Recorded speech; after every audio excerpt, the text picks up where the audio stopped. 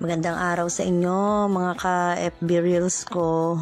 Ay dumating ng aking parcel. Yan ay yung bagang aking dishwashing na ginagawa na ipinanininda ko.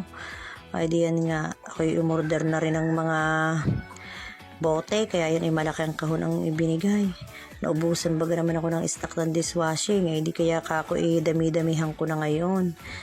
At nauubos din naman sa unay nakatambak din sa amin. Pag may mga may nabili, may nautang, ay nagbabayad naman. Di kaya ating pagbibigyan ay ako'y gagawa uli. At gamitin ko rin naman ang dishwashing. Hindi ako'y nabili din sa iba. Di magaling pa ako'y maggawa. At the same time, may bebenta pa ako.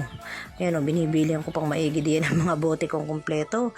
Bago saka ako nakauha ang mga mixtures niya nasa kailaliman. Ang hirap kunin dukutin doon sa kailaliman. Siguro para na rin nakasecure ang mga yan, ang patawag diyan, mixtures na yan at hindi mabubo.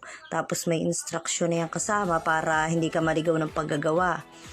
Ay di sisimula na at maghanda na tayo ng malinis na tubig.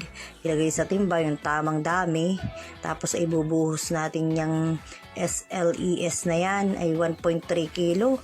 Ay di kaya inilipat ko rin sa planggana at hindi ko naman gatotoong mahahalo sa timba. Bagos ay baka mabubula ang nababuo ay di sayang. Pwede dyan natin haluin. Sa hirap naman tunawin yan. Tapos yan nagbabasa na ako diyan ng susunod na gagawin. Ay di yan susunod. Basta't yan isunod-sunod lang ang mga ingredients na nilagay ko. Kasama niya yung kulay na yan, yung scent na yan. Tapos ay yung mga ng grease. Baga, nalimutan ko na. Basta yan sama-sama na. At di, ayan ang naging resulta.